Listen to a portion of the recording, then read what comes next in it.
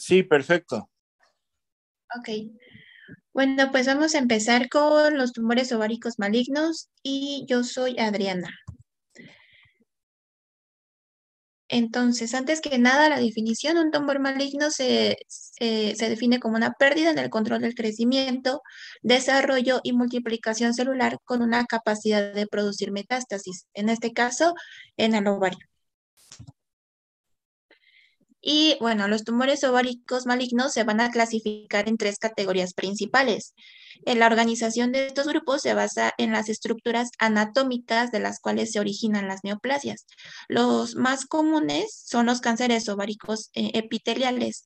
Estos representan aproximadamente del 90 al 95% de los tumores malignos y esos tienen subtipos que es seroso, mucinoso, endometrioide, de células claras y de células de transformación.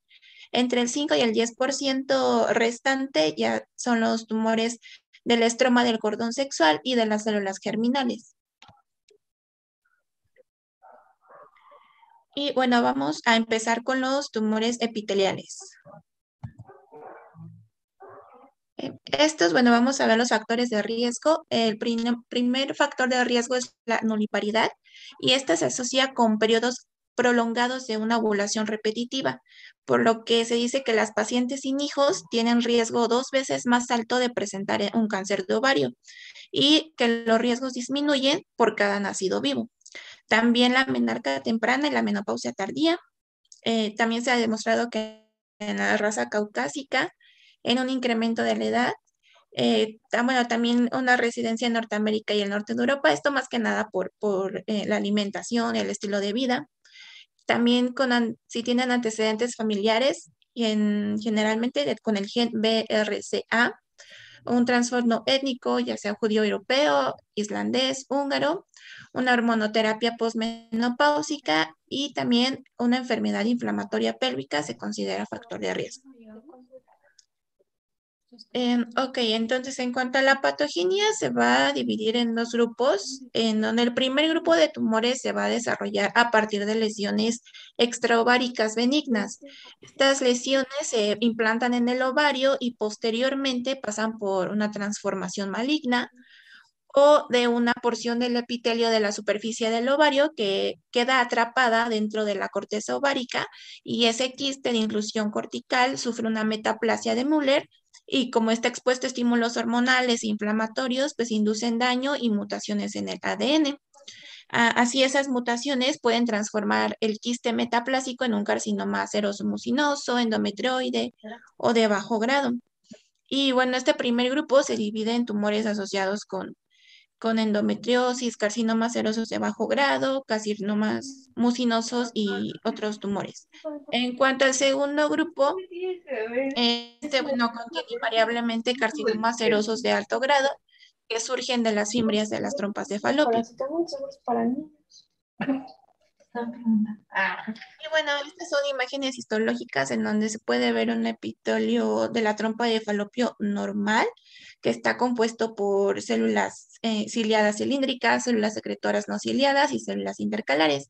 Y en esta parte vemos un carcinoma intraepitelial tubaríco seroso, en donde particularmente lo atípico precisamente son las trompas de falopio, que son bueno, atípicas con un pleomorfismo nuclear, con cromatina grumosa y pérdida de la polaridad nuclear, así como un aumento de la proporción nuclear citoplasmática y actividad mitótica. Mm. Bueno, en cuanto al diagnóstico, se mencionaba antes que se denomina como un asesino silencioso porque generalmente no provocaba síntomas, aunque en realidad las pacientes sí presentan síntomas durante varios meses antes del diagnóstico, incluso en presencia de enfermedad en estadio temprano, pero la dificultad más que nada radica en que no distinguen estos síntomas o los confunden con otros diagnósticos, por eso se consideraba así. Eh, en cuanto a bueno, otra forma de diagnosticarlo ya va a ser con un aumento del tamaño del abdomen, meteorismo, micción imperiosa, dolor pélvico.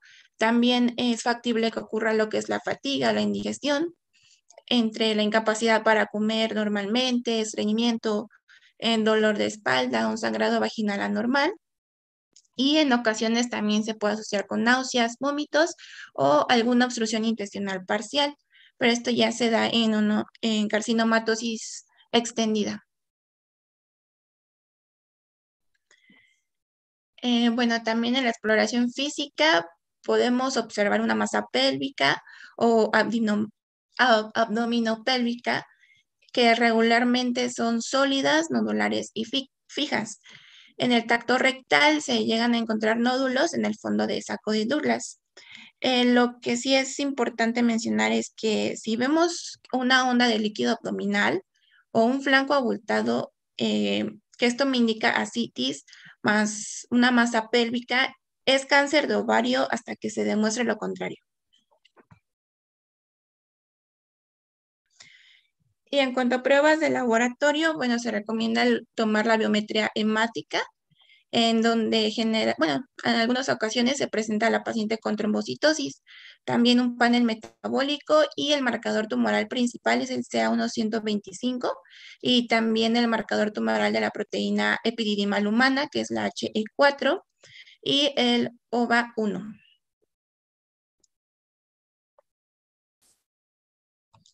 En los estudios de imagen se toma en cuenta lo que es una ecografía transvaginal, en donde los tumores son multiloculados, sólidos, ecogénicos, suelen medir más de 5 centímetros y tener tabiques gruesos con áreas de nodularidad. En esta imagen tenemos una ecografía precisamente transvaginal que describe una masa ovárica compleja, en donde se observan componentes quísticos y sólidos y también un tabique intraquístico grueso. También la ecografía transvaginal Doppler en color que muestra precisamente lo que es una neovascularización dentro del tumor de ovario. Esta también es otra imagen en donde es un estudio Doppler transvaginal de vasos de base ovárica que revela una impedencia disminuida. Pero es importante también mencionar que ya en pacientes que tengan una enfermedad avanzada o de estadios avanzados, ya la ecografía se considera poco útil. También se recomienda tomar una radiografía de tórax, más que nada para detectar derrames pulmonares o para detectar alguna metástasis pulmonar, aunque suele ser poco frecuente, pero es solo para descartar. Y bueno, en estas dos imágenes tenemos tomografías computarizadas. Esta es al nivel del hígado y el vaso, donde se muestra que lesiones metastásicas en el vaso y en el hígado. Y en esta también es una imagen de una tomografía computarizada más caudal que revela ascitis. Ahora, en cuanto a la clasificación, se va a clasificar histológicamente y esto es emitido por la OMS, Organización Mundial de la Salud, en estos distintos tipos, que es adenocarcinoma seroso, mucinoso, endometrioide, de células claras, tumor de Brenner maligno, epitelial y mesenquimatoso mixto, que a su vez se subdivide en adenocarcinoma y carcinosarcoma. También carcinoma de células escamosas, un carcinoma mixto, un carcinoma indiferenciado y carcinoma de células pequeñas. Y bueno, desde el punto de vista macroscópico, se dice que ninguna característica distingue los diferentes tipos de cáncer de un ovario epitelial. En general, cada uno va a tener áreas sólidas y quísticas de tamaños variables. En esta imagen vemos un espécimen de histerectomía y de anexos bilaterales abarcados por un adenocarcinoma seroso de ovario. Y también va a haber patrones de propagación. El más común es la exfoliación, en especial en los tumores serosos. También se puede diseminar linfáticamente. A partir del ligamento infundíbulo pélvico, suele pasar a los ganglios linfáticos paraórticos hasta llegar al nivel de los vasos renales. También pueden originarse del ligamento ancho y de ahí el parámetro hasta las cadenas ganglionares del ilíaco externo, el obturador y el ilíaco interno. También se llega a propagar por una extensión directa o por una diseminación hematógena.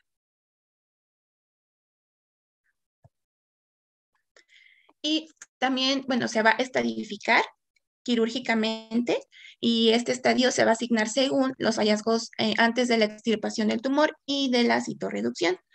Entonces, aquí tenemos una imagen y aquí tenemos como tal la tabla. Se va a dividir en estadio 1, 2, 3 y 4 y a su vez el estadio 1 se va a subdividir en A, B, C1, C2 y C3. En el caso del estadio 1 es un tumor que está confinado a los ovarios o a las trompas de falopio. En el caso 1A va a estar limitado a un ovario o a una trompa con una cápsula intacta, que haya ausencia de tumor en la superficie y un líquido de lavado con resultados negativos, que en este caso aquí se muestra o se ejemplifica el 1A. En el caso de 1B, el tumor ya va a afectar a lo que son ambos ovarios o ambas trompas, como vemos aquí.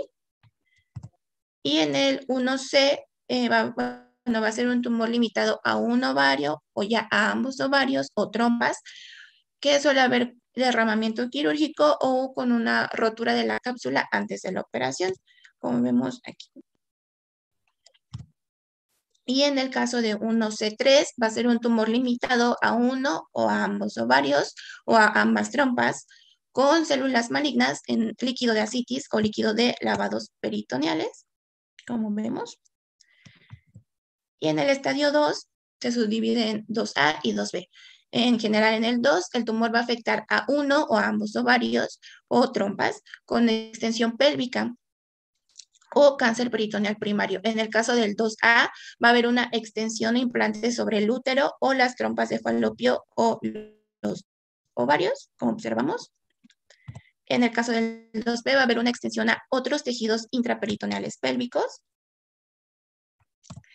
Y en el estadio 3 en general es un tumor que afecta ya a uno o ambos ovarios o ambas trompas o una, con una diseminación confirmada con un estudio citológico o histológico hacia el peritoneo fuera de la pelvis o metástasis hacia ganglios linfáticos retroperitoneales.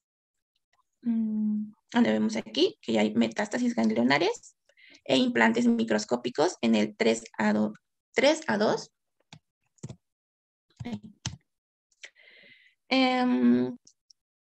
Y en el estadio 4, en general, es una metástasis a distancia, excluyendo metástasis peritoneales. Y esta se subdivide en 4A y 4B. En el 4A puede haber un derrame pleural con resultado positivo en un estudio citológico y en el 4B una metástasis al parénquima hepático o esplénico o metástasis a órganos extraabdominales, como observamos. Y en este caso en el 4B, que ya vemos claramente una metástasis.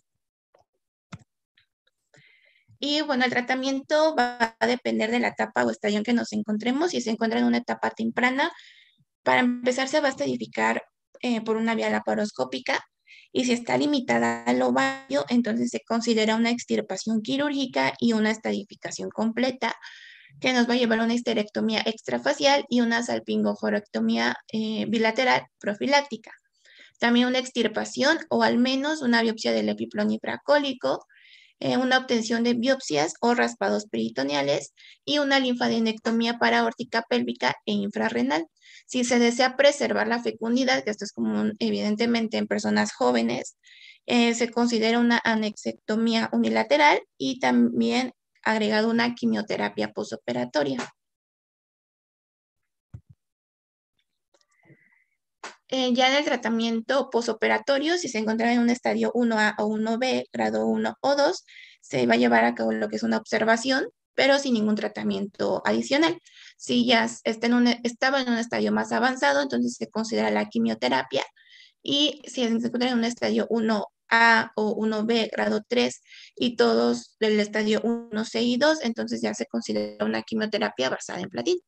La vigilancia consiste en cada 2 a 4 meses por los primeros 2 años y son 2 veces al año durante otros 3 años y después cada año. Y así se encuentra en un estadio más avanzado, como el estadio 3 y 4, ya se considera lo que es la citorreducción quirúrgica, que es la extirpación como tal de todo el tumor. Y después ya se consideran los 6 ciclos de quimioterapia basada en platino. aparte de la quimioterapia, una intervención quirúrgica citorreductora de intervalo y una quimioterapia adyuvante. Esta puede ser intravenosa o intraperitoneal. Y también se considera mantenerlo en vigilancia o quimioterapia de mantenimiento. Bueno, estas son una tabla en donde se muestra la tasa de supervivencia a los 5 años de pacientes con este tipo de cáncer de ovario. Y si se encuentra en un estadio localizado, es decir, confinado al sitio primario, se dice que la supervivencia a 5 años es del 92%. Si ya se encuentra regional, es decir, que se disemina hacia los ganglios linfáticos regionales, la supervivencia suele ser del 72%. Si es distante, es decir, que el cáncer ya ha metastatizado, eh, se considera que es del 27% de la supervivencia, y si es desconocido, es decir, que no está estadificado, pues del 22%. No sé si tengan dudas o quiera comentar algo, doctor, para antes de pasar a los otros tipos. No, está bien. Entonces, dentro de los factores de riesgo, ¿cuáles consideras que serían los más importantes para el cáncer de ovario? La nulliparidad, la menopausia, más que nada La que menopausia estén, tardía, ¿no? sí, la menopausia tardía. Sí, supuestamente cada que hay una ovulación hay un pequeño trauma en la superficie, en el epitelio del ovario. Entonces, por eso lo que es la ovulación incesante que presentan aquellas pacientes que pues jamás se embarazan y que aparte pues tienen una menarca temprana y aparte una menopausia tardía, pues obviamente son pacientes que tienen un poquito más de riesgo de presentar cáncer de ovario. Y pues obviamente también algunas alteraciones ahí como el BRCA1, ¿no? Que también es otro de los factores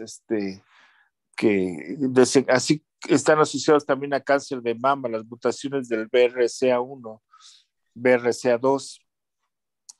Entonces, los anticonceptivos, ¿qué efecto tendrían según ser un efecto protector o un efecto adverso, un efecto o sería un factor de riesgo? La anticoncepción con estrógenos es un factor de riesgo porque permite la proliferación, pero con progesterona es un factor protector, sobre todo a 5 años, me parece, porque Así justamente es, hace lo contrario. así es, así es. Entonces, efectivamente, ¿no? A 5 años puedes usar anticonceptivos orales combinados y pues va a ser un efecto protector para cáncer de ovario. Así es. La edad, ¿quiénes son más susceptibles de que tengan cáncer de ovario? Ah, Habitualmente pues son pacientes, muchas veces ya son menopáusicas, ¿no? Y efectivamente el diagnóstico pues no es tan sencillo en un principio. Es por eso que, bueno, yo creo que todas las pacientes que acuden al consultorio, que acudan a una revisión, pues sí es bueno estar haciendo los ultrasonidos, ¿verdad? Ultrasonidos para estar checando, pues igual el útero, el endometrio, porque pues también el cáncer de endometrio tiene cierta frecuencia, y también los ovarios. Yo creo que en un chequeo general hay que checar tanto los ovarios como el endometrio, y obviamente la exploración física es muy importante, ¿no? La exploración bimanual que tú comentabas, pues ahí podemos pues checar si la paciente tiene alguna masa, alguna tumoración. Muchas veces, pues estos tumores son completamente asintomáticos o producen síntomas muy vagos y pues es difícil diagnosticarlo en etapas tempranas a menos que se haga un ultrasonido. En el ultrasonido, pues lo que podríamos decir es que pues hay algunos datos que nos hacen sospechar en que haya un cáncer de ovario cuando la lesión es bilateral, ¿verdad? Cuando los quistes son complejos, ¿verdad? Eh, ya pasaron con el doctor Mendieta, ya saben lo que es anecoico, ¿no? Anecoico es que cuando está completa, hay líquido únicamente, que se ve completamente oscura la imagen. Habitualmente ese tipo de tumores son, son benignos, no son quistes nada más. Pero ya cuando, como lo mencionaste, cuando hay tabicaciones o cuando ya hay vascularidad que se busca ya mediante Doppler, flujometría, entonces ya podemos sospechar que se puede tratar ya de una situación maligna. Y bueno, pues tomando en cuenta también los síntomas de la paciente, también las condiciones generales, ¿verdad? A veces detectamos a la paciente o llega la paciente con un dolor abdominal agudo y entonces le haces un ultrasonido y resulta que ahí tienes ya sus tumores de ovario, pero aparte pues la paciente ya perdió peso, ¿verdad? Ya ya tiene anemia, ya tiene muchos cambios, a veces ya los diagnosticamos en una etapa pues ya muy tardía, desafortunadamente. Entonces, pues sí hay que tener cuidado y siempre pues buscar intencionalmente cuando revisemos una paciente, pues buscar alguna patología de ovario, ¿no? Buscar que no tenga tumores, ¿verdad? Y esto pues lo podemos complementar con el ultrasonido. Muy bien, entonces, ahora vamos a ver los de células germinales. Bueno, ya bien, seguramente ya el doctor Martínez les comentó, ¿no? Eh, que pues los tumores ováricos más frecuentes son precisamente los epiteliales y que son los serosos, mucinosos, de células claras. Hay una mnemotecnia, no sé si se las enseñó el doctor Martínez, la mnemotecnia de SEMB, S-E, seroso, M, mucinoso, eh, B de tumor de Brenner y de células claras también. Bueno, adelante. Sí, nos las había enseñado, doctor. Perfecto. Bueno, seguimos con los tumores de células germinales. Sí, adelante. Y estos son originados en los elementos primordiales precisamente de las gónadas femeninas. El más común es el quiste dermoide, pero este es benigno, entonces por eso no está en esta presentación. En cuanto a los malignos, el más común es el disgerminoma. Después le sigue el tumor del saco vitelino, el teratoma inmaduro y otros. Es importante mencionar cuál es la diferencia, cómo podremos diferenciar entre estos y entre los que son epiteliales, y son tres características principales. La primera es que las personas casi siempre son más jóvenes en estos tumores, suelen ser a la adolescencia o promedio 20 años. La segunda es que la mayoría tiene una enfermedad en la etapa 1, en el momento del diagnóstico, y que estos tienen un pronóstico excelente porque tiene alta quimiosensibilidad tumoral. Y bueno, para diagnosticarlo, otra vez la clínica, el 85% va a presentar un dolor abdominal subagudo. También si llega a romperse o torsionarse un quiste, entonces suele presentar un cuadro abdominal agudo. En los estadios más avanzados, bueno, va a haber una distensión abdominal en presencia de ascitis. También puede presentarse una menstruación irregular y esto es debido a los cambios hormonales, pero también hay pacientes que suelen ser asintomáticas, aunque en menor proporción, pero también las hay. En la exploración física, la masa palpable, y es importante buscar precisamente los signos de ascitis, de un derrame pleural y de organomegalia. En cuanto al laboratorio, se toman en cuenta lo que son los marcadores tumorales y de la hormona gonadotrópica y la alfa-proteína. También una biometría hemática y pruebas de función hepática. En esta tabla se muestran bueno, los subtipos histológicamente clasificados de estos tumores y cuáles son común, ya sea la alfa-fetoproteína o la gonadotropina coriónico-humana que estén encontrados en estos. Entonces se las dejo y para que la vean con calma. Te iba a preguntar, ¿puedes pasar la diapositiva anterior? Bueno, ahí a ver, tu diapositiva anterior la puedes pasar. ¿Esta? No. Seguramente vieron el teratoma maduro, ¿verdad? El día de ayer.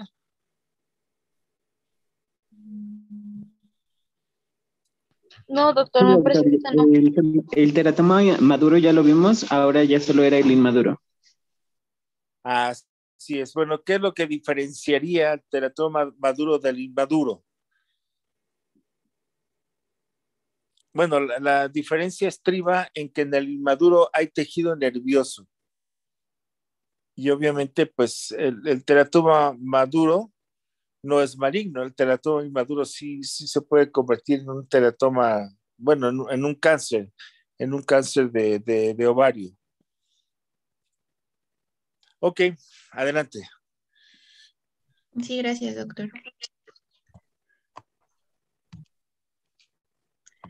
Y bueno, en cuanto a los estudios de imagen, pues se considera la ecografía y la ecografía Doppler. En la ecografía Doppler también se va a ver un flujo sanguíneo prominente de entre los tabiques cerebrovasculares, como vimos en los epiteliales. También una radiografía torácica, también esto es para descartar alguna metástasis tumoral en los pulmones o en el mediastino. Y generalmente vamos a encontrar lo que es una masa ovárica compleja multilobulada. Esta es una tomografía computarizada de un disgerminoma grande que se encuentra aquí. Y el diagnóstico histológico definitivo puede hacer una resección quirúrgica y esto evidentemente es para poder estadificarlo y establecer un tratamiento. Y esta es la clasificación de los tumores de células germinales que ya mencioné al principio. El más común es el disgerminoma. Están los tumores del saco vitelino, el carcinoma embrionario, el coriocarcinoma no gestacional, el teratoma maduro, que a su vez se subdivide en sólido y quístico, el teratoma inmaduro y el tumor mixto de células germinales.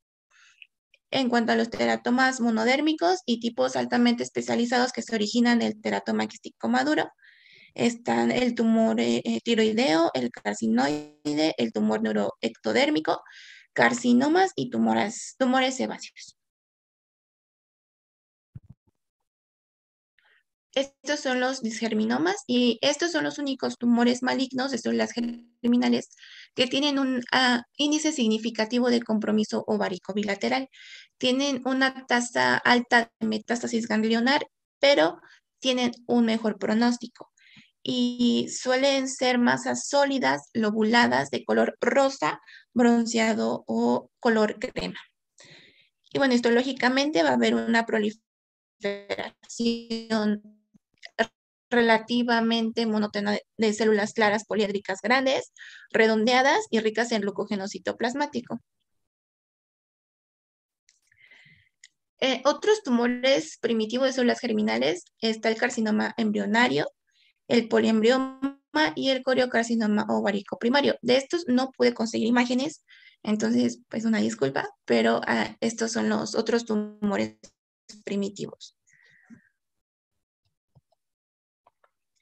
En cuanto a los tumores del saco vitelino, ese son el tipo más mortal de estas neoplasias ováricas porque tienen mayor propensión a un crecimiento rápido y de una diseminación peritoneal y diseminación hematógena distante a los pulmones. Estos suelen ser masas sólidas, más amarillas y friables, y con una degeneración quística y también rotura. E histológicamente, pues se van a caracterizar por presentar cuerpos de Schiller-Duval. Estos son capilares centrales rodeados por células tumorales presentes dentro de un espacio quístico que suele estar recubierto por células tumorales planas o cuboides. Este es un teratoma inmaduro que está formado por tejidos que derivan de las tres capas germinales, ectodermo, mesodermo y endodermo, y que a menudo perforan la cápsula ovárica y pueden causar una invasión local. El sitio de diseminación más frecuente suele ser el peritoneo y suelen ser grandes masas redondeadas, lobuladas, blandas, característica sólida y quística.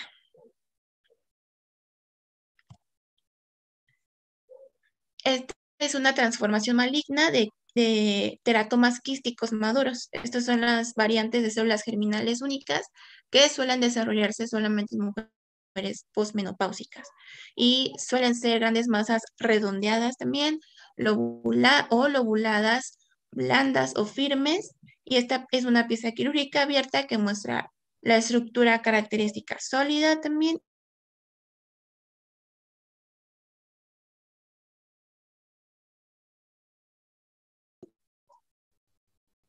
Se considera en la etapa 1, aparentemente, o bueno, y la salpingoforectomía unilateral o bilateral, esto igual depende si se desea conservar la fertilidad, ¿no?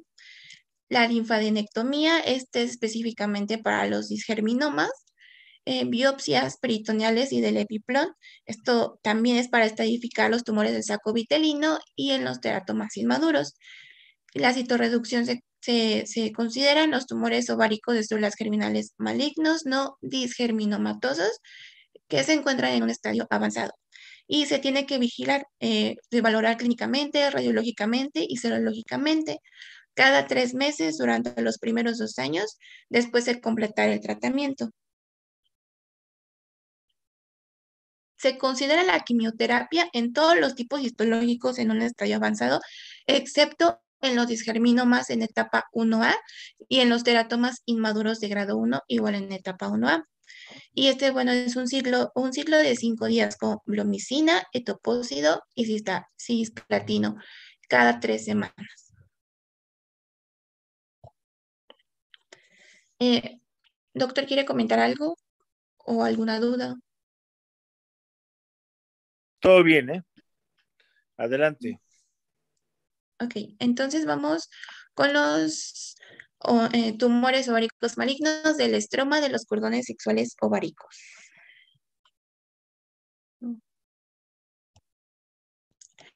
Y estos son un grupo heterogéneo de neoplasias, son menos frecuentes y estos se originan en la matriz ovárica. Por lo tanto, como se van a originar ahí, pues tienen la capacidad de producir hormonas y como resultado las mujeres con estos tumores pues presentan signos y síntomas que incluyen un exceso de estrógenos y de andrógenos. Estos son del 3 al 5% de los cánceres ováricos, suelen afectar a mujeres de todas las edades, son de baja malignidad y con un crecimiento lento. Para el diagnóstico, bueno, clínicamente, en las adolescentes, el signo más común es la pubertad precoz y sexual. Suelen tener amenorrea secundaria, distensión y dolor abdominal. Y en las mujeres ya adultas, el sangrado menstrual abundante suele ser irregular también y suelen presentar hemorragia posmenopáusica. En cuanto a la exploración física, también se encuentra una masa abdominal o pélvica y aunque es infrecuente, pero también es signo de una líquida que me puede dar signo de ascitis.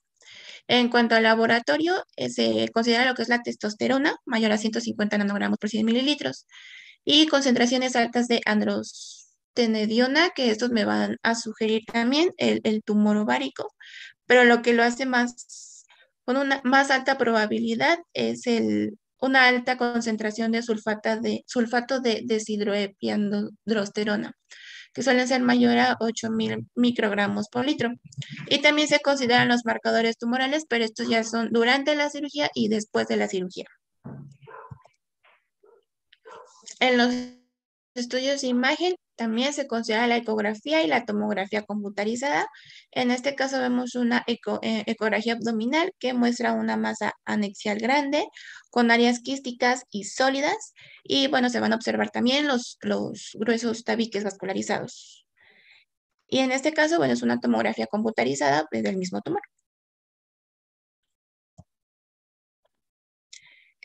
A simple vista, estos tumores, bueno, los tumores de la célula de la granulosa de tipo adulto, que son un subtipo, son grandes, poliquísticos y a menudo miden más de 10 a 15 centímetros de diámetro. En este caso, el tumor se abrió después de la ablación y se pudo observar que poseía una estructura mixta. Para el diagnóstico definitivo del tejido, bueno, igual es indispensable lo que es la extirpación quirúrgica para poder estadificarlo y posteriormente dar el tratamiento. Esta es la clasificación que es igual por parte de la Organización Mundial de la Salud. Y bueno, se divide en tumores puros del estroma, tumores puros de los cordones sexuales y tumores mixtos del estroma cordón sexual.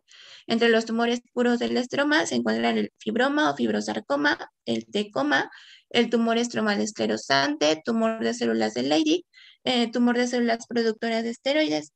Y entre los tumores puros de los cordones sexuales se encuentran los que son tumor de células de la granulosa, que a su vez se subdividen en tipo adulto y tipo juvenil, el tumor de células de Sertoli, los tumores de cordones sexuales con túbulos anulares, y la tercera clasificación es tumores mixtos del estroma cordón sexual. Estos son, bueno, entran los tumores de células de Sertoli-Leydig y tumores de cordones sexuales estromales no especificados de otra forma.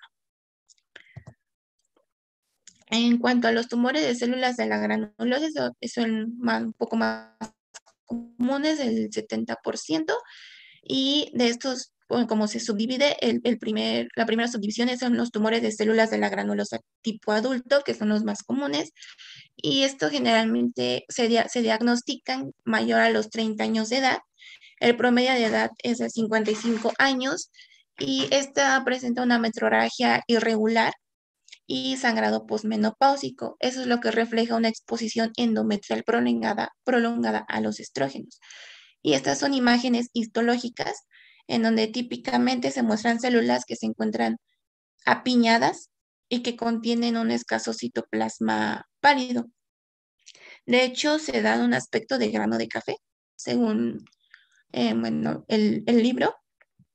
Y también se identifican cuerpos de Karl-Exner por su aspecto en roseta.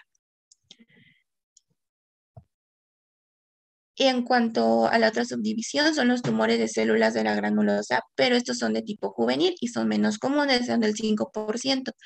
Estos son más comunes en niñas y mujeres adultas jóvenes, con una edad promedio de 13 años.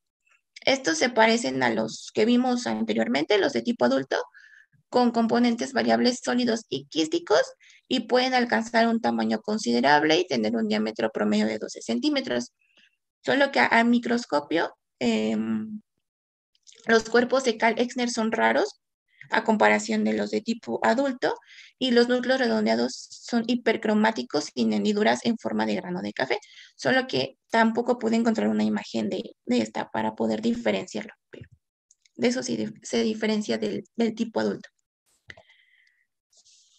Bueno, en cuanto al grupo tecoma-fibroma, los tecomas generalmente son en posmenopáusicas de 60 a 70 años de edad. Estos son tumores sólidos cuyas células se suelen asemejar a las de la teca que rodean los folículos ováricos normales. Y en una ecocardiografía se muestran tumoraciones sólidas en los anexos que pueden simular leiomiomas extrauterinos. Entonces aquí vemos pues dos imágenes de estos tecomas. En cuanto al fibroma, bueno, se dice que no tiene actividad hormonal y suelen ser en mujeres perimenopáusicas y menopáusicas. Por lo general son benignas y se originan en las células fusiformes productoras de colágeno del estroma. En este caso vemos un tumor sólido de color gris blanquecino y se ve la presencia de pequeños quistes en su interior.